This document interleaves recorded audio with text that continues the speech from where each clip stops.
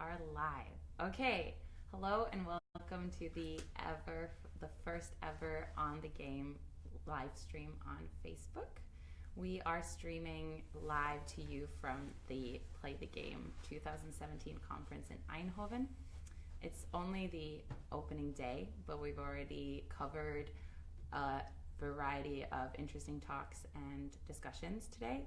On the live stream, we will be talking to Henrik Brandt, who is the director of the Danish Institute of Sports Studies, and Play the Game, about why Play the Game is important and the challenges facing the world of sports today. Hi, Henrik. How are you feeling? I'm recently all right. Recently? Yeah, reasonably all right, yeah. Yeah. Are you, have you calmed down from starting the conference? Yeah, it's always nice to get started and things will calm down, and in the next days, I'm a veteran and Play the Game. It will be more relaxed and people will engage more and have more time to go into detail and have more direct talks, because if you have a big plenary session, there's a lot of people in the room and it has to be a little bit stiff with it. People speaking with manuscripts, and it can be more, from the next days will be more loose in a way and more, so usually people get more and more engaged and more enthusiastic as the conference progresses. So I'll start by asking you, in 2011 the Danish Institute for Sport Studies merged with Play the Game, and what was the reason behind that merger? Actually, the reason was, which tells a little bit about where we come from, the reason was mainly to actually secure the future of Play the Game. Play the Game was an initiative taken in one of the sports organizations, then it became an independent initiative, and they had very, very small funding from the Ministry of Culture and from one of the Danish sports organizations, DGI, who was founding it in and actually it was they had a lot of enemies because they were the critical voice, and they were very much alone. So you can say that their future was in doubt. And the Danish Institute for Sports Studies was founded in 2005, and our task is to look into trends and tendencies in sport and put them on the agenda. So it's also we also have the same kind of mission to discuss tough questions. It doesn't have to be crime and corruption. It can be just how do we support sport in the local level, or are we doing things right? Could we get more people active? So in a way, we had the same kind of mission on a national level, and we always worked together with Play the Game, and we always were two organizations that didn't feel we were very well consolidated and very strong. So we thought if we go together, we can have a stronger organization, more critical mass, you can say, and maybe also we can make sure that we can continue have some funding. And that mission succeeded in a way, and the good thing from having merged is that the Danish Institute for Sports Study has more academic staff. They can do analysis and reports on trends and tendencies, also on an international level, while Play the Game has a more journalistic approach, and they have a network of very, very good freelancers, researchers, journalists from all over the world. So if we combine this, we can make some comparative projects, and it has been a success in many ways. We have had these projects on good governance, which is a good example that we can, if we combine forces, we can be a bit stronger. But actually, the reason we did it was to make Play the Game a more permanent institution, a more permanent voice, and that also shows, in my opinion, where we come from, because it has not been an easy journey. You also heard Jens Andersen talk about it today in the opening. There was a lot of resistance to having these, you can say, democratic questions about what is happening in sport, to have them on the agenda. You were considered a kind of evil outsider who were interfered in something you shouldn't interfere in. That has changed. So what would you say is your goal the goal for Play the Game is to promote a free democratic debate and combined with it and based on knowledge, but also just to encourage a debate on the issues that needs to be discussed in a country like Denmark. It's a natural part of democratic process that you can discuss and you can disagree without necessarily being enemies, but and you have transparency and you have scrutiny from media. But in sport, it has not been the standard, and especially not in international sport. So actually, it's put it very briefly. It's about sport is very much built on values. If you look at the Olympic Charter, if you look at the mission of sports organization, they claim somehow that through sport they can create better human beings, they can promote all kinds of character building values. So what we actually do is to say, but is it actually doing what it says on the tin? And that's the debates we want to promote. So what do you think is the reason why sports is so different from other areas in society? I think it has to do, you can say it is not, maybe not all areas of society, but it's typical for sport. Sport is a kind of good cause. Sport is something inherently something good, but that sometimes prevent that you can have a debate. Could we do it in a better way, or is this good side of sport sometimes used as a shady cover of something that is not really good, that is evil? Is it sometimes abused by people with other motives? And obviously on an international level, we can see it in the program of this conference.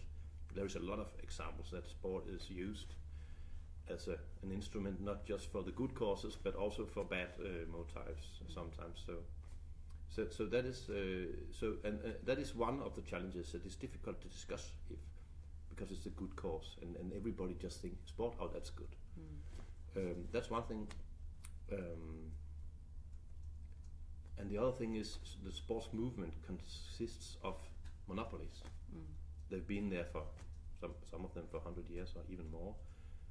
There is one monopoly running that sport and that sport and that sport, and the Olympic movement is also a monopoly.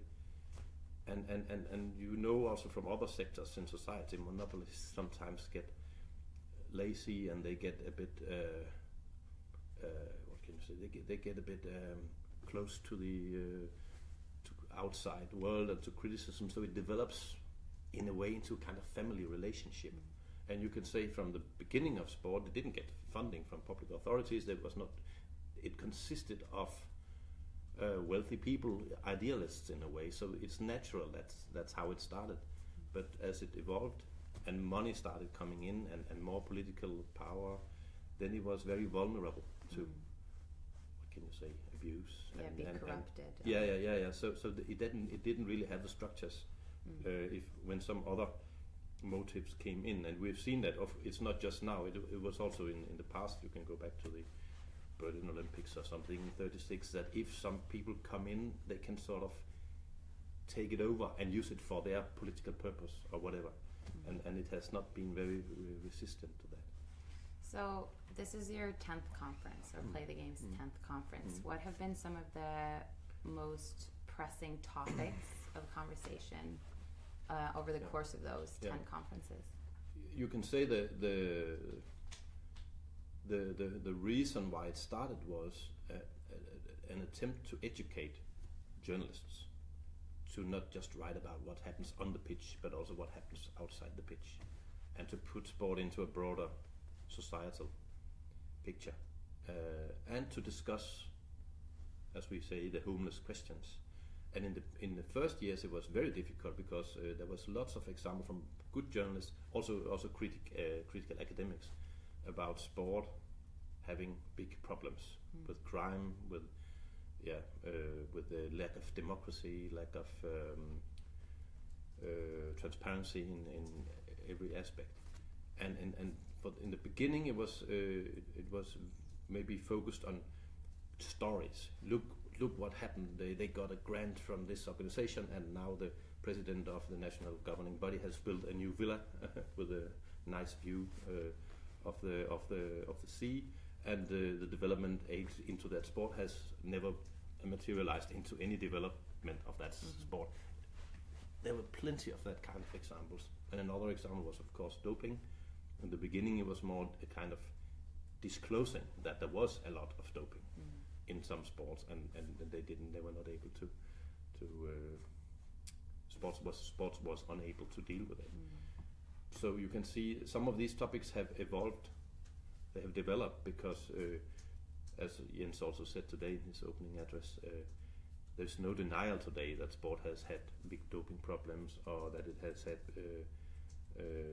big governance problems. So you can say we have also been more sophisticated. So it's been okay. Now we agree we have some challenges here. How can we solve them? Or you said you were going to solve them, but have you actually done so? So we still have the role of kind of a watchdog, and we still have the motivation is still to get good media people to educate them in looking at the topics, looking for what's really going on, academics, but also of course increasingly to address the sports leaders, so they are also more aware of the risks there is that sport can be abused. And the fourth pillar will be authorities, because public authorities, it can be international authorities, it can be national authorities, it can be local authorities. They invest a lot of money and think they get things out of it which they maybe do not get out of it if the sports organizations are poorly run, inefficient, corrupt or whatever. And if sport sometimes hides its dark sides, like we will hear about it later today, about it can be sexual harassment, it can be doping, it can be violence, it can be it's not just good. That's the problem with sport. So have the issues changed over the course of these 20 years, or have they just developed into different? Yeah, I would say a mix. You can have some issues that will never go away, but it's the same with even you have a law also against criminal activities in the rest of society, and people are still committing criminal acts. So doping is still there. In a way, we can say, can we get rid of it? No, it seems not. It is a very big issue, and it's also an issue with big political implications at the moment. And you can say corruption, yes, still exposing concrete cases, but also now it's more good governance, looking into the structures and the reasons behind, and what can be done to combat the core of the problems. But it's also new kind of topics, and we are not so known for it, but we actually want to put also an emphasis on not just the problems in elite sport, but also the general provision of sport for general people, the big need to have people having better access to sport, and to have better, simply have better sports opportunities available for all people. So what are some of the topics that you're discussing during this year's conference that you find very important? We have a lot of content, so we don't have any topics that we don't consider important, and they wouldn't be in the program. So I wouldn't highlight any specific, but you can say there are two kind of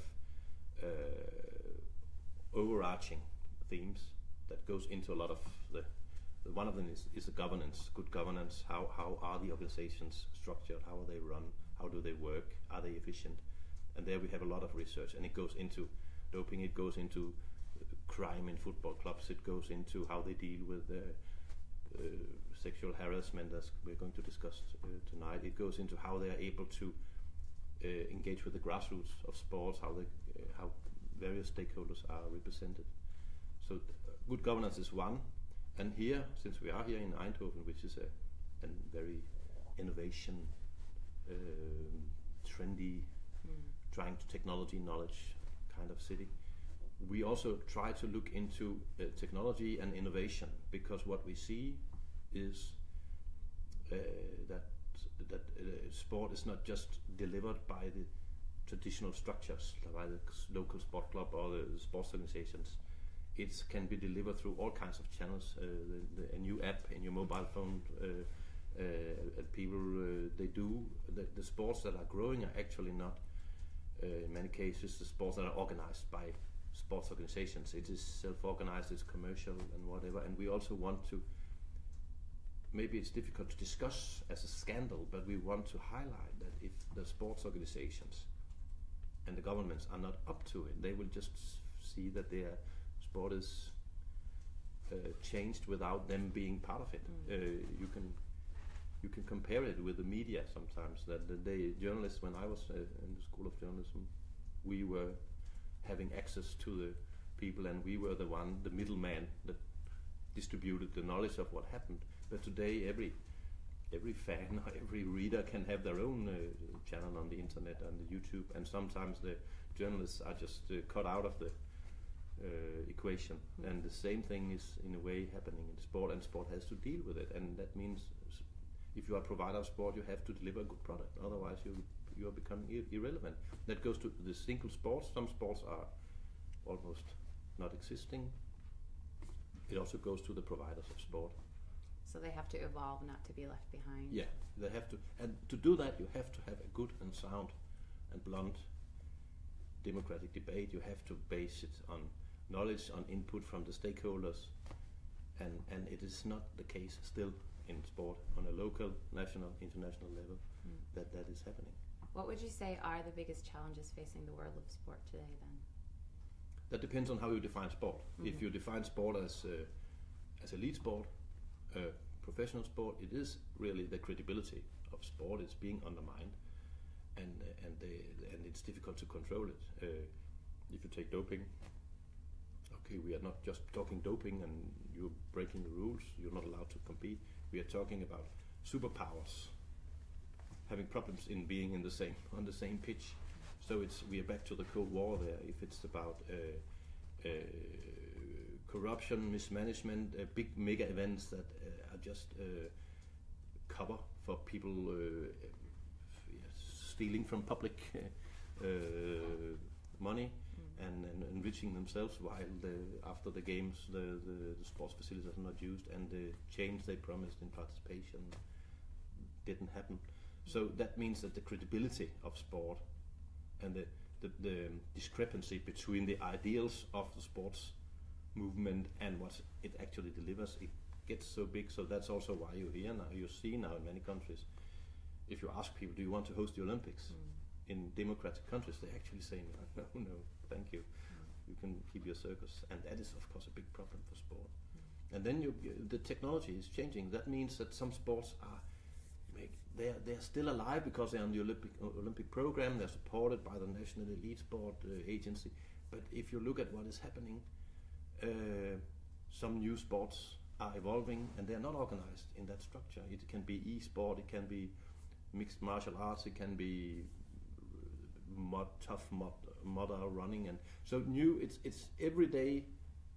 Sport is changing. Sports activity is changing, and there is new owners coming into the picture, and we don't really know where this will end. So this traditional federation structure is it's still there, but it's only part of the picture. It's a smaller part than it used to be. So Play the Game you're mostly pointing at the flaws in the world of sports, but my impression is that it does come from a place of love. Yeah. So could you maybe talk a little bit about why sport is important? Yeah, yeah. It's something we just know. It's something. It's good for you as a person to do sport because it makes you feel better, and also, yeah, we have. Sport should not just be about health, but we know that it's important in the health perspective that you move. But it's also a cultural thing that it gets people together, even if they watch it or if they participate it. And of course, it's very important that it's not associated with bad manners, bad governance, abuse. It has to be associated with positive impact and positive stories, and making people's life better in a way. So and it should be, in a way, it should be easy that sport was like that, but it's not always the case. And can sport be a drive for social change, do you think? You can say that sport is definitely part of it because it gives people some meaningful thing to do, and it teaches them some skills. So yes, but it cannot be a driver just like this. It has to be run again in a proper way, and it has to be, and it's not a pill that can solve every problem that society has. Sometimes there is a tendency to think that sport can solve any problem, but I would say sport is the most important mass movement in a way, and cultural activity. So it has a big place, and if it's more inclusive, that means if it can engage new target groups and get new people together, then it is very powerful. But I wouldn't say that it's just a miracle that is waiting to happen everywhere. But it is, of course, it's important. But that's also why sport is vulnerable to. It can be used for good purposes, but it can also create negative social change. It can also divide people. It can make them almost go to war with each other, and so again we have to balance things, and that's why again we need democratic control. We need good debates. We need to not shy away from the difficult issues. We need to discuss things. So at the end of this conference, you give out an award, the Play the Game Award. What qualities are you looking for in a winner? The thing is, some of the people who has received this award during the years, they have not always been journalists. They have also been sports leaders, but they have taken personal risks. They have done so much work at high costs, you can say, to expose things that was not okay or that should be better. It's hard to imagine actually sometimes. It is not just, again, sport. Can that be dangerous? Yes, actually it can. It can be dangerous. It can be dangerous for your health if you try to expose things, and you can be a very hated person. But it can also be dangerous in a more direct way, because there are sometimes big powers playing in and with sport. So we try to give the award to people who has done something extraordinary. And do you want to give us a hint of who might receive the award? Even the slightest little hint. What are you most excited about during this conference then? Well, I think it's my 9th conference, and it's very interesting. You meet some of the same people, and what has happened since last time, what's going on in your country, in your part of the picture of sport in your organization, gives you a lot of knowledge, and it gives you a lot of also personal value, you can say. But also it's nice to meet new people, and so I wouldn't say there is one particular that is actually the problem, because you want. Maybe I'm also just a nerd, because it's my business to organize sport and analyze it. So I think I would like to go to all the sessions, but you can't, because we have lots of parallel sessions. So I'm actually looking forward to most sessions, and it is a long program. Yeah. But I'll be there. I will be there from morning till noon, and I'm not getting tired of it. I'm a real nerd. Great. Well, I hope you have a really nice conference, and can lower your shoulders after the first day. I hope you will have the same feeling that you will, in 3 days you will also like it. Yeah, I think so. And on that note, we're going to end the live stream for today. We'll be back tomorrow at 4 p.m. and on Tuesday and Wednesday as well at 4 p.m. Until then, you can follow us on Twitter, Facebook, and Instagram at onthegame17, and also you can always visit our website onthegame17.com. Thank you so much, Henrik. It's been a pleasure.